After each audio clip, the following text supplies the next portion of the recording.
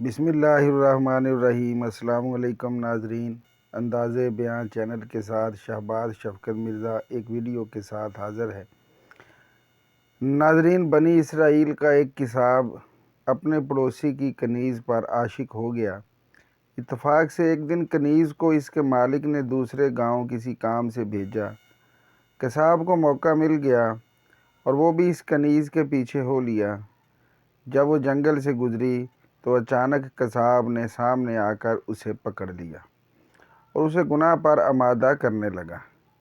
جب اس کنیز نے دیکھا کہ اس کساب کی نیت خراب ہے تو اس نے کہا، اے نوجوان، تو اس گناہ میں نہ پڑ۔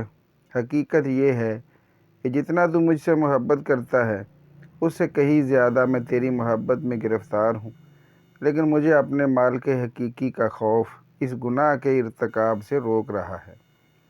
اس نیک سیرت اور خوف خدا رکھنے والی کنیز کی زبان سے نکلے ہوئے یہ الفاظ تاثیر کا تیر بن کر اس کساب کے دل میں پیوست ہو گئے اور اس نے کہا، جب تو اللہ عز و جل سے اس قدر ڈر رہی ہے تو میں اپنے پاک پروردگار سے کیوں نہ ڈروں؟ میں بھی تو اسی مالک کا بندہ ہوں۔ جا، تو بے خوف ہو کر چلی جا۔ اتنا کہنے کے بعد اس کساب نے اپنے گناہوں سے سچی توبہ کی اور واپس پلٹ گیا۔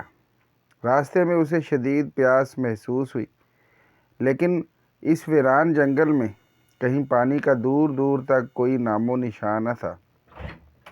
قریب تھا کہ گرمی اور پیاس کی شدت سے اس کا دم نکل جائے۔ اتنے میں اسے اس زمانے کے نبی کا ایک قاصد ملا۔ جب اس نے کساب کی یہ حالت دیکھی تو پوچھا، تجھے کیا پریشانی ہے؟ کساب نے کہا، مجھے سخت پیاس لگی ہے۔ یہ سن کر قاصد نے کہا، ہم دونوں مل کر دعا کرتے ہیں کہ اللہ ہم پر اپنی رحمت کے بادل بھیجے اور ہمیں سیراب کرے یہاں تک کہ ہم اپنی بستی میں داخل ہو جائیں۔ کساب نے جب یہ سنا تو کہنے لگا، میرے پاس تو کوئی ایسا نیک عمل نہیں جس کا وسیلہ دے کر دعا کروں۔ آپ نیک شخص ہیں، آپ ہی دعا فرمائیں۔ اس قاصد نے کہا، ٹھیک ہے، میں دعا کرتا ہوں، تم آمین کہنا۔ پھر قاصد نے دعا شروع کی اور وہ کساب آمین کہتا رہا۔ تھوڑی ہی دیر میں بادل کے ایک ٹکڑے نے ان دونوں کو ڈھانپ لیا اور وہ بادل کا ٹکڑا ان پر سایہ فگن ہو کر ان کے ساتھ ساتھ چلتا رہا۔ جب وہ دونوں بستی میں پہنچے تو کساب اپنے گھر کی جانب روانہ ہوا اور وہ قاصد اپنی منزل کی طرف جانے لگا۔ بادل بھی کساب کے ساتھ رہا۔ جب اس قاصد نے یہ ماجرا دیکھا تو کساب کو بلایا اور کہنے لگا، تم نے تو کہا تھا کہ میرے پاس کوئی نیکی ہی نہیں اور تم نے دعا کرنے سے انکار کر دیا تھا۔ پھر میں نے دعا کی اور تم آمین کہتے رہے، لیکن اب حال یہ ہے کہ بادل تمہارے ساتھ ہو لیا ہے اور تمہارے سر پر سایہ فگن ہے۔ سچ سچ بتاؤ، تم نے ایسی کون سی عظیم نیکی کی ہے جس کی وجہ سے تم پر یہ خاص کرم ہوا؟ یہ سن کر کساب نے سارا واقعہ سنایا۔ اس پر اس قاصد نے کہا، اللہ عز و جل کی بارگاہ میں گناہوں سے توبہ کرنے والوں کا جو مقام و مرتبہ ہے وہ دوسرے لوگوں کا نہیں۔ بے شک گناہ سرزد ہونا انسان ہونے کی دلیل ہے، مگر ان پر توبہ کر لینا مومن ہونے کی نشانی ہے۔